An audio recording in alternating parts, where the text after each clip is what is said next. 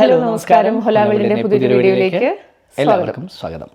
ഇന്നത്തെ വീഡിയോയിൽ നമ്മൾ ഡിസ്കസ് ചെയ്യാനായിട്ട് പോകുന്നത് ബാച്ചിലർ ഓഫ് നേഴ്സിംഗ് ഏത് കൺട്രി പഠിക്കുന്നതാണ് ഈ 2026 ഏറ്റവും ബെസ്റ്റ് എന്നുള്ളതാണ്. അതിനായി നമ്മളൊരു കമ്പയർ ചെയ്യുന്നത് USA, Australia, UK, Canada, New Zealand and Ireland. Just ഒന്ന് അയർലൻഡ് ശരിക്കും പറഞ്ഞ് നമ്മൾ കമ്പയർ ചെയ്യാനായിട്ട് എടുക്കുന്നില്ല. അതിന് കാരണമുണ്ട് സ്റ്റേ ബാക്ക് വെറും 6 മാസമേ കിട്ടുന്നുള്ളൂ ബാച്ചിലർ ഓഫ് നഴ്സിംഗ് പഠിക്കുന്നവർക്ക്. അയർലൻഡ് കൂടുതലും മാസ്റ്റേഴ്സിന് നല്ലൊരു ഡെസ്റ്റിനേഷനാണ്, നോട്ട് ഫോർ ബാച്ചിലേഴ്സ്. അതുകൊണ്ട് നമ്മൾ അതിനെ റൂൾ ഔട്ട് ചെയ്തിട്ട് ബാക്കിയുള്ള ഇംഗ്ലീഷ് സ്പീക്കിംഗ് കൺട്രീസിൻ്റെ ഒരു കമ്പാരിസനാണ് ചെയ്യുന്നത്. ഒരിക്കൽ കൂടി USA, Australia, UK, Canada, New Zealand ഈ രാജ്യങ്ങളിൽ എവിടെയെങ്കിലും നഴ്സിംഗ് പഠിക്കാൻ താല്പര്യപ്പെടുന്നവരാണെങ്കിൽ ഈ വീഡിയോ മൊത്തത്തിൽ കാണുക. ആദ്യമായി തന്നെ ഡ്യൂറേഷൻ നമുക്ക് നോക്കാം അല്ലേ?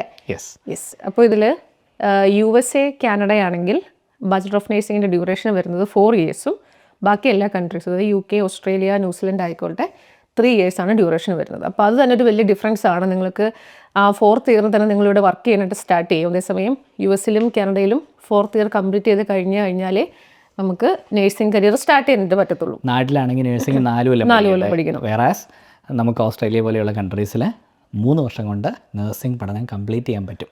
അപ്പോൾ അതിൽ ചിലർ കുറച്ച് ഡൗട്ട് ചോദിക്കാറുണ്ട്. 3 ഇയേഴ്സ് പഠിച്ചെന്ന് വെച്ച് കഴിഞ്ഞാൽ അത് നമ്മുടെ നാട്ടിൽ ജനറൽ നേഴ്സിംഗ് പോലെ ആയിരിക്കുമോ, BSc നേഴ്സിംഗിന് ഇക്വലൻ്റ് ആയിരിക്കുമോ എന്നുള്ള കാര്യത്തിൽ? തീർച്ചയായിട്ടും BSc നേഴ്സിംഗിന് ഇക്വലൻ്റ് ആണ് ബാച്ചിലർ ഓഫ് നേഴ്സിംഗ് പ്രോഗ്രാം.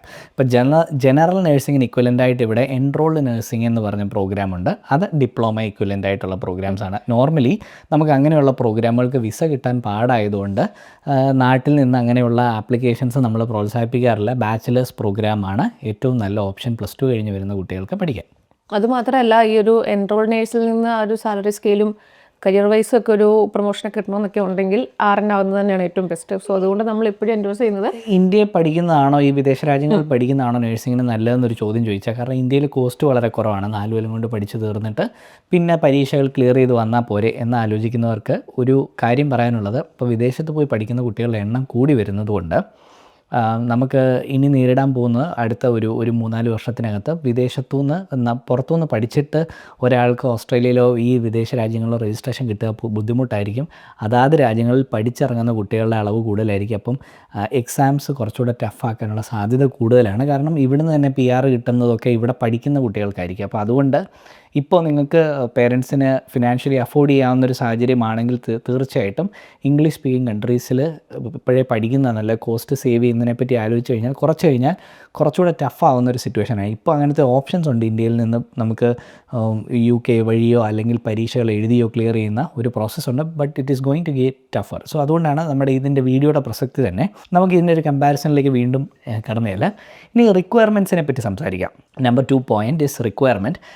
അപ്പോൾ ഓരോ രാജ്യങ്ങളിലെയും ഈ അഡ്മിഷൻ കിട്ടാനുള്ള ക്രൈറ്റീരിയയുടെ ഒരു മാനദണ്ഡങ്ങൾ വ്യത്യാസമാണ്. നമുക്കങ്ങനെ നോക്കുകയാണെങ്കിൽ ഇൻകം ടാക്സ് റിട്ടേൺ അല്ലെങ്കിൽ ആനുവൽ ഇൻകം ഓഫ് സ്പോൺസേഴ്സ് കാണിക്കണം എന്നുള്ള ഒരു കണ്ടീഷൻ വരുന്നത് ഓസ്ട്രേലിയ, ന്യൂസിലൻഡ്, അയർലൻഡ് ഈ 3 രാജ്യങ്ങൾക്ക് അത് മാൻഡേറ്ററി ആണ്. അതുകൊണ്ട് ആ ഒരു കടമ്പ ക്ലിയർ ചെയ്യാൻ 12 ലക്ഷം എല്ലാവരും ക്ലിയർ ചെയ്യുന്നെന്ന് വരത്തില്ല. സോ അതുകൊണ്ട് ഈ ഒരു 3 കൺട്രീസിലും നമുക്ക് ഈ ഫിനാൻഷ്യൽ റിക്വയർമെൻറ്റ്സ് ഉള്ളത് കൊണ്ട് കുറച്ച് ഡിഫിക്കൽട്ട് ആയിരിക്കും ക്ലിയർ ചെയ്യാനായിട്ട് കമ്പയർ ടു UK ഒക്കെ. അതേസമയം 2 കാര്യങ്ങളാണ്. വാർഷിക വരുമാനം 12 ലക്ഷം രൂപ ഉണ്ടെന്ന് കാണിക്കണം സ്പോൺസർമാരുടെ. അതുപോലെ ഒരു 45 ലക്ഷം രൂപയുടെ ആവറേജ് ഫണ്ട് നമുക്ക് ഉണ്ട് എന്നും കാണിക്കേണ്ടി വരുന്നുണ്ട്. ഈ 2 ക്രൈറ്റീരിയയാണ് ഈ ഓസ്ട്രേലിയയും ന്യൂസിലൻഡിലും ഒരു ബുദ്ധിമുട്ട് കൊണ്ടുവരുന്നത്. വേറാസ് ബാക്കിയുള്ള രാജ്യങ്ങൾ അത്രയും ടൈറ്റ് അല്ല. ഇപ്പോൾ കാനഡ, US ആണെങ്കിൽ വിസ കിട്ടാൻ കുറച്ച് ഡിഫിക്കൽട്ടാണ്, നമുക്കറിയാലോ. ആ ഒരു ചെറിയൊരു പ്രശ്നമുണ്ട്. കാനഡയ്ക്ക് നമുക്ക് അങ്ങനത്തെ യാതൊരു വിധ പ്രശ്നങ്ങളും ഇല്ല, പക്ഷേ ഓപ്ഷൻസ് കുറവായിരിക്കും.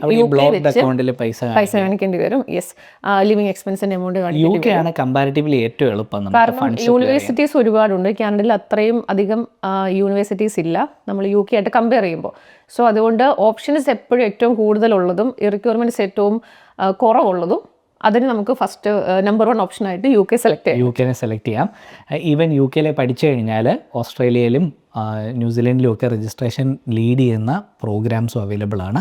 സോ നേരെ ഡയറക്റ്റ് രജിസ്ട്രേഷൻ കിട്ടാൻ പറ്റും അവിടെ 1 ഇയർ എക്സ്പീരിയൻസ് UK ഉണ്ടെങ്കിൽ എന്നുള്ളത് കൂടി ആലോചിക്കുമ്പോൾ UK പഠിത്തം ഒരു നല്ല ഓപ്ഷനായിട്ട് തന്നെ പരിഗണിക്കാം. Next point stay back. അതിന് മുന്നേ ഇംഗ്ലീഷ് ലാംഗ്വേജ് ക്രൈറ്റീരിയയും കൂടെ പറയാം. ഇംഗ്ലീഷ് ലാംഗ്വേജും എല്ലാ കൺട്രീസിലും മാൻഡേറ്ററി ആണ്. പക്ഷേ UK മാത്രം IELTS ഇല്ലാത്ത ഓപ്ഷൻസ് ഉണ്ട്. അത് മാത്രമല്ല IELTS നിങ്ങൾക്ക് 7 ബാൻഡ് സ്കോർ കിട്ടുന്നില്ല എന്നുണ്ടെങ്കിൽ അതിനും ഉള്ള ഓപ്ഷൻസ് യു കെയിൽ അവൈലബിൾ ആണ്. സോ റിക്വയർമെൻറ്റ്സിൻ്റെ കാര്യം നോക്കുകയാണെങ്കിൽ കുറച്ചുകൂടി ഈസി.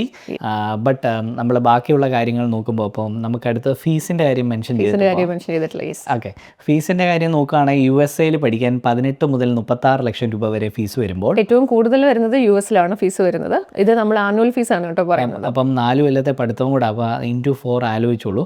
ഓസ്ട്രേലിയയുടെ ഫീസ് 15-നും 25 ലക്ഷം രൂപയ്ക്ക് ഇടയ്ക്കായിരിക്കും നിൽക്കുന്നത്. സെയിം തന്നെയാണ് ന്യൂസിലൻഡിനും. UK ഏകദേശം 12 മുതൽ 20 ലക്ഷം ഒരു 10 ലക്ഷം മുതൽ 25 ലക്ഷം രൂപ വരെ. അതായത് 25 ലക്ഷത്തിൻ്റെ ഉണ്ട്, 10 ലക്ഷത്തിൻ്റെ ഉണ്ട്. പക്ഷേ 10ൻ്റെ പഠിച്ചതെന്ന് വെച്ച് പ്രശ്നങ്ങളൊന്നുമില്ല. കാരണം അപ്രൂവ്ഡ് ആയിട്ടുള്ള പ്രോഗ്രാം ആണെന്നുണ്ടെങ്കിൽ നിങ്ങൾ എവിടെ പഠിച്ചാലും നേഴ്സിങ്ങിന് പ്രശ്നമില്ല. പാടായിരിക്കും അങ്ങോട്ടുള്ളത്. സ്കോളർഷിപ്പും കാര്യങ്ങളും ഒക്കെ ടൈറ്റായിട്ട് നിൽക്കുന്ന ഒരു യൂണിവേഴ്സിറ്റി ആയിരിക്കും. പല യൂണിവേഴ്സിറ്റി ഓപ്ഷൻസ് നമ്മൾ ട്രൈ ചെയ്യുക UKയുടെ കേസിൽ. ആൻഡ് കാനഡയാണെങ്കിൽ ഫീസ് കുറവാണ്, 20 ലക്ഷത്തിനും ഇടയ്ക്കാണ് വരുന്നത്. ഫീസ് പക്ഷേ ഓർക്ക് 4 കൊല്ലത്തെ എഡ്യൂക്കേഷനാണ്. 12 ലക്ഷം രൂപയ്ക്ക് അവൈലബിൾ ആണെന്ന് പറഞ്ഞാൽ 4 കൊല്ലം പഠിക്കണം.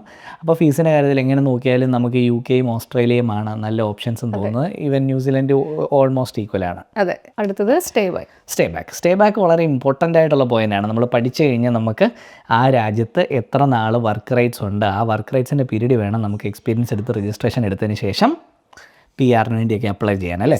അപ്പോൾ ഈ സ്റ്റേ ബാക്ക് അയർലൻഡിലാണ് ഏറ്റവും കുറവ്, 6 മാസമേ ഉള്ളൂ. അതുകൊണ്ട് നമ്മൾ അയർലൻഡിനെ ഈ ഡിസ്കഷനിൽ കൂട്ടുന്നില്ല. അപ്പോൾ USA നമുക്ക് എത്രയാണ് സ്റ്റേ ബാക്ക് കിട്ടുന്നത്? 12 മാസം OPT എന്ന് പറഞ്ഞ ഒരു പീരീഡാണ്. 12 മാസമേ കിട്ടുന്നുള്ളൂ.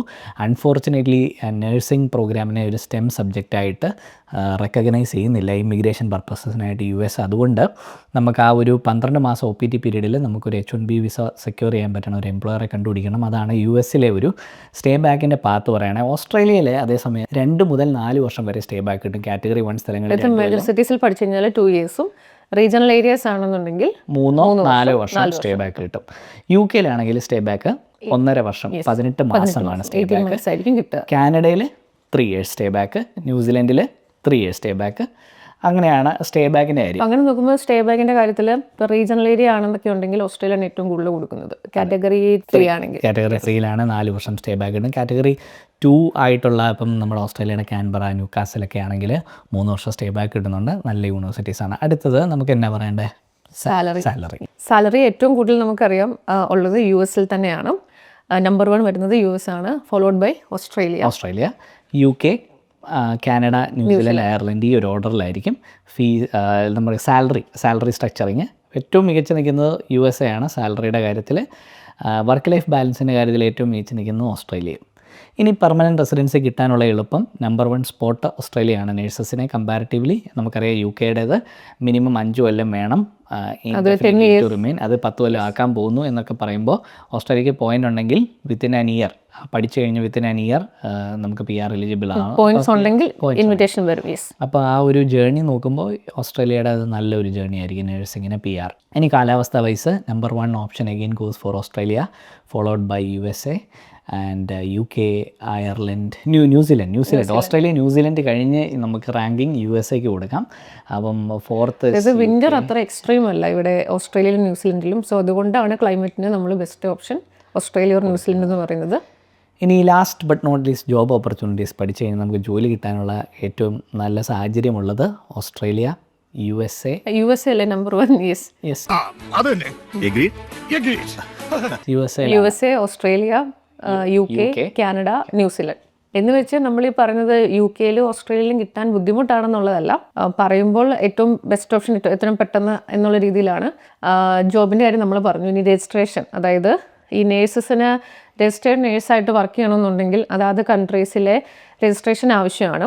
സോ ഓസ്ട്രേലിയ, UK, ന്യൂസിലൻഡ് ആണെങ്കിൽ നിങ്ങൾ ഒരു അപ്രൂവ്ഡ് പ്രോഗ്രാമാണ് പഠിക്കുന്നതെങ്കിൽ പഠനശേഷം ഡയറക്റ്റ് രജിസ്ട്രേഷൻ ആണ്. വേറെ അധികം എക്സാംസോ കാര്യങ്ങളോ ഒന്നും എഴുതേണ്ട ആവശ്യമില്ല. അതേസമയം കാനഡയും USA ആണെങ്കിലും നിങ്ങൾ N+6 ക്ലിയർ ചെയ്താൽ നിങ്ങൾക്കൊരു RN ആയിട്ട് വർക്ക് ചെയ്യാൻ സാധിക്കുകയുള്ളൂ. അതപ്പോൾ നമ്മുടെ നാട്ടിൽ നിന്ന് പോകുന്ന നേഴ്സസിന് N+6 എഴുതണം. കാനഡയിലും USലും പഠിച്ചവർക്കും ഈ N+6 എക്സാം ക്ലിയർ ചെയ്യണം. സോ നമ്മൾ 4 വർഷം പഠിക്കുകയും ചെയ്യണം, അതിനുശേഷം N+6 ക്ലിയർ ചെയ്യണം. അപ്പോൾ ആ സമയം കൊണ്ട് ഇവിടെ UKയിലും ഓസ്ട്രേലിയയിലും ഉള്ള നേഴ്സസ് 3 വർഷം കഴിഞ്ഞ് കഴിയുമ്പോഴത്തേക്കും കിട്ടി RN ആയിട്ട് സ്റ്റാർട്ട് ചെയ്യുന്നുണ്ടാവും. അപ്പം നിങ്ങൾക്ക് തന്നെ ഇതിൻ്റെ പ്രോസ് ആൻഡ് കോൺസ് വേ ചെയ്ത് കഴിയുമ്പോൾ ഏത് രാജ്യത്ത് പഠിക്കുന്നതാണ് മികച്ചതെന്ന് മനസ്സിലായി കാണും. ഞങ്ങളുടെ സെലക്ഷൻ എപ്പോഴും ഓസ്ട്രേലിയയും UK ആണ് number 1 positions based on your financial criterias. അത് അങ്ങോട്ടും ഇങ്ങോട്ടും വേരി ചെയ്യും. ഫിനാൻസ് കപ്പാസിറ്റി കറക്റ്റായിട്ട് കാണിക്കാൻ പറ്റുന്നവർക്ക് ഓസ്ട്രേലിയ ബെസ്റ്റ്, അങ്ങനെ കാണിക്കാൻ പറ്റാത്തവർക്ക് UK ബെസ്റ്റ്. ഇതാണ് നമ്മുടെ സെലക്ഷൻ. പിന്നെ അതുപോലെ ഇപ്പോൾ ചിലർക്കുണ്ടായിരിക്കും ഓസ്ട്രേലിയ ആയിരിക്കും താല്പര്യമുള്ളത്. ഒരുപാട് കുട്ടികളുണ്ട്, ചിലപ്പോൾ അവർ IELTS PT ക്ലിയർ ചെയ്തിട്ടുണ്ടാവത്തില്ല, അല്ലെങ്കിൽ ഫിനാൻഷ്യൽസ് ക്ലിയർ ചെയ്തിട്ടുണ്ടാവത്തില്ല. അപ്പോൾ ഒരു മനസ്സോടെയാണ് അവർ UK സെലക്ട് ചെയ്യുന്നത്. അപ്പോൾ അങ്ങനെ സെലക്ട് ചെയ്യുന്നത് നിങ്ങൾ വിഷമിക്കേണ്ട. കാരണം UK പഠിച്ച് നിങ്ങളൊരു 1 year എക്സ്പീരിയൻസ് എടുത്തു കഴിഞ്ഞാൽ നിങ്ങളുടെ രജിസ്ട്രേഷൻ ഡയറക്റ്റ്ലി കൺവേർട്ട് ചെയ്യാൻ പറ്റും ഓസ്ട്രേലിയയിലേക്ക്. ഡയറക്റ്റായിട്ട് വേറെ എക്സാംസോ കാര്യങ്ങളൊന്നും ഇല്ല, ഡയറക്റ്റ് കൺവേർട്ട് ചെയ്ത് നിങ്ങൾക്ക് PR അപ്ലൈ ചെയ്യാൻ പറ്റും. സോ കൺവേർട്ട് ചെയ്ത് 1 year എക്സ്പീരിയൻസും കൂടി ഉള്ളത് കൊണ്ട് നിങ്ങൾക്ക് മെഡിക്കലി തന്നെ PR ലോഡ് ചെയ്യാം. ഒരു 75-85 പോയിൻറ്റ്സിലേക്ക് ഇപ്പോൾ ഇൻവിറ്റേഷൻസ് പോകുന്നുണ്ട്. അപ്പോൾ ഈ ഇൻഫോർമേറ്റീവ് വീഡിയോ നിങ്ങൾക്ക് ഇഷ്ടമായെന്ന് കരുതുന്നു. വീണ്ടും ഞങ്ങളെ സപ്പോർട്ട് ചെയ്യാൻ ഈ ചാനൽ ഒന്ന് സബ്സ്ക്രൈബ് ചെയ്യുക. ഇതുപോലത്തെ കണ്ടൻറ്റ്സ് നിങ്ങൾക്ക് കിട്ടുന്നതായിരിക്കും. വീണ്ടും ഞങ്ങൾ പോസ്റ്റ് ചെയ്യുന്നതായിരിക്കും. So that's all for today's video. This is Jaswin And just signing out from Hola World YouTube channel.